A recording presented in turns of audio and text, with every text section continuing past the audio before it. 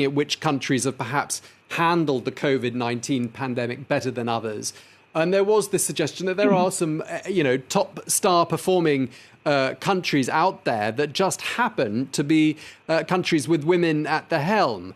Do you agree that there's a pattern? Because I put that question to the others, and I'd love to know your opinions as well. Let me start with you, Amanda. I mean, do you see a pattern behind countries that have fared well during the COVID-19 pandemic that are run by women? Do you see that?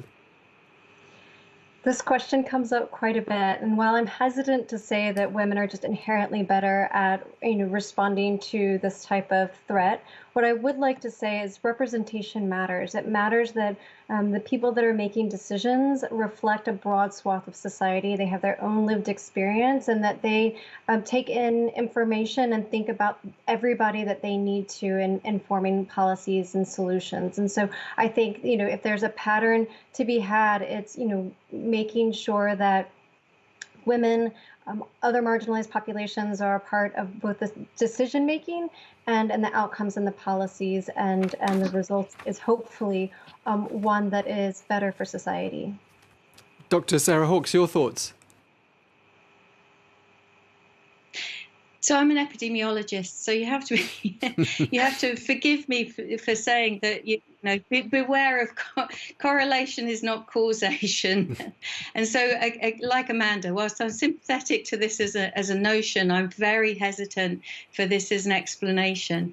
I think there's probably a couple of things that are going on here. One is that perhaps what those societies that elect the leaders that have been successful in controlling COVID, perhaps those societies are actually societies with greater levels of trust and social cohesion, and are societies where women thrive and are potentially more likely to reach political leadership levels. So, the fact that you've got a woman prime minister or president may actually be more of a representation of a more socially cohesive and tolerant society than just the fact that women are doing a great job at the top. Because I think those of us that are old enough to have lived under Margaret Thatcher, or certainly, in the years that I spent living in South Asia in the 1990s and 2000s, and looking at the South Asian matriarchs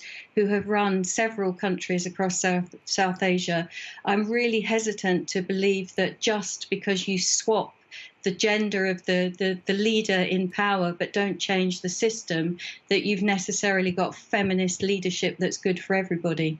I don't think you have. I think you need a feminist leader. And I'd argue that Trudeau is a great example of a feminist leader. And for me, that's probably a much more important lesson to learn. I appreciate that, because this. you actually anticipated one of the questions I was going to ask.